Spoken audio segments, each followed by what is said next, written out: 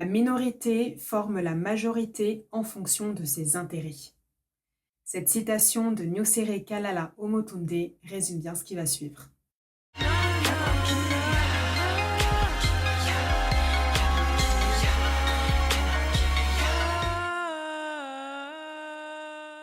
Salut la famille d'Afrique et d'autres terres, moi c'est Nelly.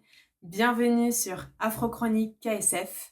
Ici, on promeut l'éveil des Africains et des Afrodescendants pour comprendre notre passé, agir dans le présent et construire notre futur.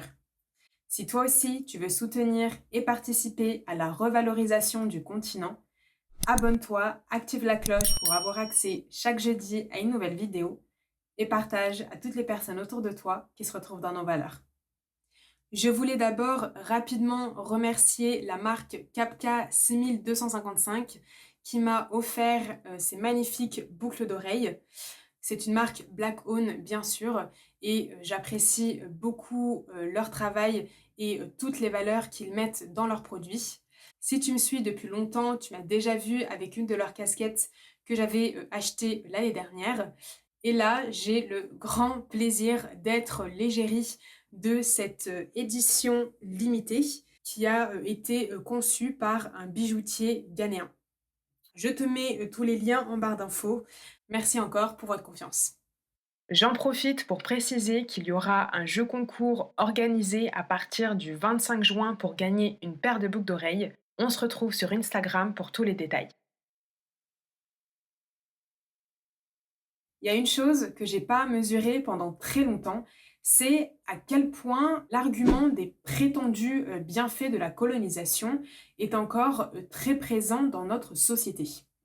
En 2005, la France a aussi voté une loi qui préconisait notamment que les programmes scolaires reconnaissent en particulier le rôle positif de la présence française outre-mer, notamment en Afrique du Nord, et accordent à l'histoire et au sacrifice des combattants de l'armée française issus de ces territoires la place éminente à laquelle ils ont droit. Bon, j'avais 10 ans quand cette loi a été votée, j'en ai aucun souvenir. Mais déjà, quand tu lis cet alinéa, tu te demandes pourquoi préciser notamment en Afrique du Nord.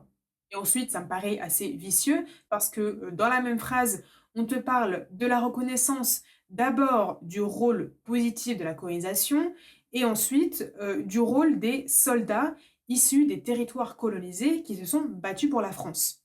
Bref, l'alinéa a finalement été abrogé l'année suivante, mais j'ai entendu depuis des arguments similaires, je pense pas être la seule, du style Oui, mais on a quand même construit des écoles et des hôpitaux. oui, c'est vrai que heureusement que les Européens sont venus, parce que ça faisait quand même 200 000 ans que les Africains attendaient qu'on leur explique comment se soigner, voilà. Et ensuite, qui a construit ces structures? Parce que ce sont bien les Africains ou d'autres peuples colonisés qui ont servi de main-d'œuvre dans le cadre du travail forcé, qui est juste une nouvelle expression trouvée pour continuer l'esclavage, même après son abolition en 1848. Un article du Point cite à ce propos le texte La main-d'œuvre de l'Afrique, écrit en 1900. Il faut compléter la grande œuvre d'abolition de l'esclavage en faisant aimer aux nègres le travail qu'ils détestent et qui cependant nous est indispensable. En faisant aimer aux nègres le travail qu'ils détestent, l'auteur dit bien nous est indispensable, c'est-à-dire indispensable aux envahisseurs. Ce n'est donc certainement pas dans l'intérêt des colonisés qu'ont été construites ces structures. Et pour bien le comprendre, on va s'intéresser au cas des écoles coloniales. Mes recherches pour cette vidéo se sont basées sur les travaux de l'historienne Adamé Bakonare, qui a notamment dirigé l'ouvrage Petit précis de remise à niveau de l'histoire africaine, et du chercheur Sylvester Knowetz, désolé pour la prononciation, spécialisé dans la transformation des sociétés de l'Afrique de l'Ouest au XIXe et XXe siècle. Il a publié en 2019 un article détaillant l'enseignement de l'histoire en Afrique occidentale française qui regroupait les actuels Sénégal, Guinée, Mali, Mauritanie, Burkina Faso, Bénin et Niger. Je cite le chercheur qui décrit l'enseignement en AOF. Les programmes éducatifs fonctionnent souvent comme des outils de propagande visant à former, depuis l'école publique, un sentiment d'appartenance à une communauté politique et nationale. Il faut préciser que la France a créé une catégorie spécifique pour les dits autochtones des colonies, celui d'indigènes français non citoyens. C'est-à-dire qu'ils sont considérés juridiquement comme sujets français, mais sans bénéficier des droits civils comme le droit de vote. La France ne reconnaît donc pas la citoyenneté des Africains, mais veut qu'ils se sentent français et surtout reconnaissants. Et par quels moyens? L'instruction publique instaurée en AOF en 1903.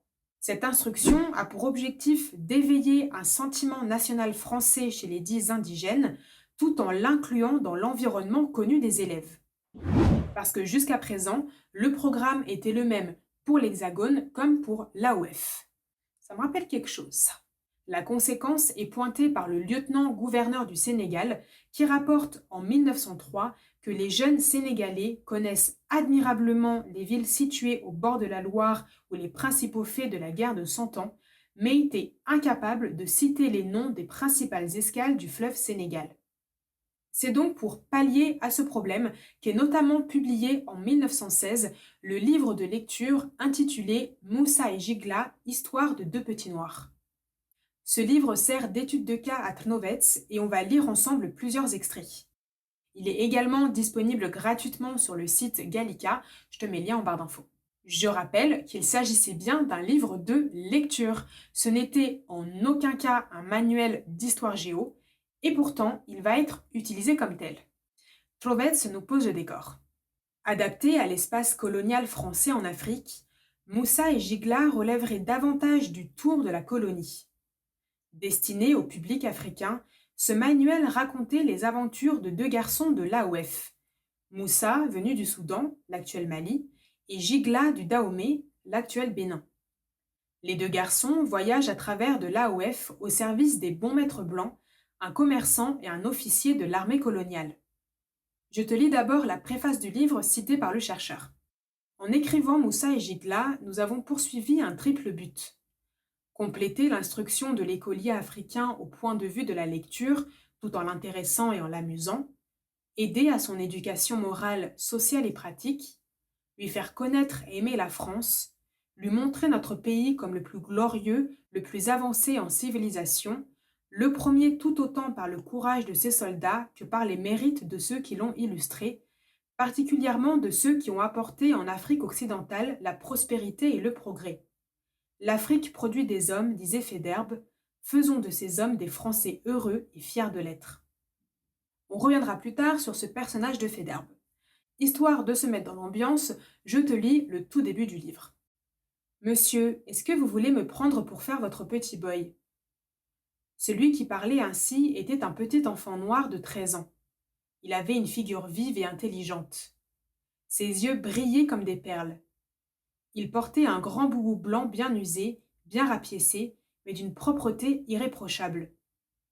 En saluant très poliment, il s'était arrêté devant un blanc vêtu d'un complet de toile kaki et portant une longue et belle barbe blonde.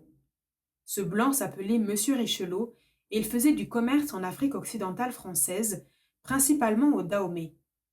Pour le moment, il voyageait en chaland sur le Niger et il allait à Tombouctou faire d'importants achats de sel, car c'est dans cette ville que les caravanes l'apportent des mines. La scène que nous racontons se passait à peu de distance de Tombouctou, dans une rue du village de Saraféré qui se trouve sur le Bara Issa, l'un des bras du Niger. Monsieur Richelot regarda le petit garçon en souriant et lui dit « Tu parles joliment bien français, petit. Comment cela se fait-il ?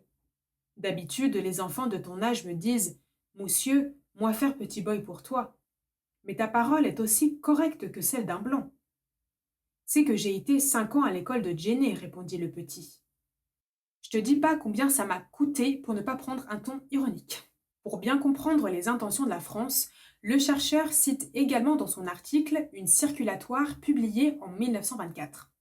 L'histoire, et surtout celle de la France, doit être enseignée aux indigènes des colonies, en particulier aux Noirs d'Afrique. Peuvent-ils ignorer tout de la France et des Français avec lesquels ils sont en relation journalière et qui leur ont apporté la sécurité et la prospérité. Il faut donc faire connaître aux Noirs l'histoire de la France et celle de leur pays. Par un enseignement bien conduit, il faut amener l'indigène à situer sa race et sa civilisation en regard des autres races et civilisations passées et présentes. Tu auras remarqué qu'il insiste particulièrement sur les Noirs d'Afrique. Pour atteindre tous ces objectifs, les auteurs de Moussa et Gigla s'autorisent une refonte complète de l'histoire de France qui commence, selon eux, le 14 juillet 1789. Les auteurs racontent pourquoi cette date est si importante. Le 14 juillet 1789, le peuple de Paris a pris une forteresse qui s'appelait la Bastille. Il serait trop long et trop difficile de t'expliquer ce qui était cette forteresse et à la suite de quelles circonstances elle a été attaquée et prise. Qu'il te suffise de savoir que cet événement a marqué le premier pas des Français dans la conquête de la liberté et qu'il ouvre la période connue sous le nom de Révolution française. Fait intéressant, il se garde bien d'expliquer ce qu'était vraiment la Bastille et pourquoi elle a été choisie comme cible.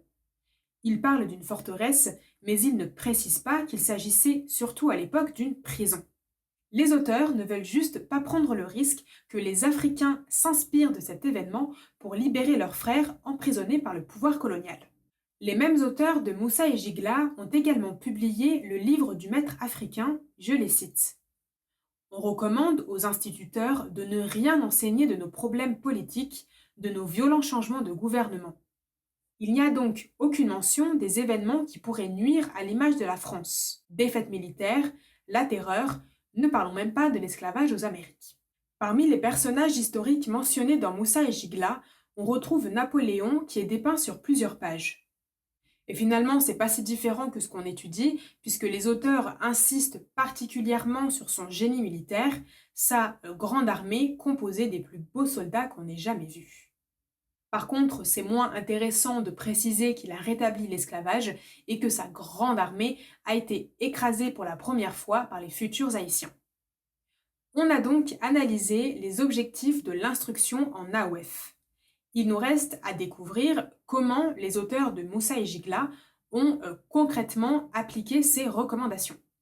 On va approfondir tout ça dans la vidéo de la semaine prochaine, où on aura notamment le plaisir de parler de sacrifices humains ou encore d'esclavage intra-africain. En attendant, dis-moi en commentaire ce que tu as pensé de cette première partie. Si tu veux savoir comment l'école, l'instruction était appliquée traditionnellement en Afrique, je te mets un lien juste après ça. À tout de suite.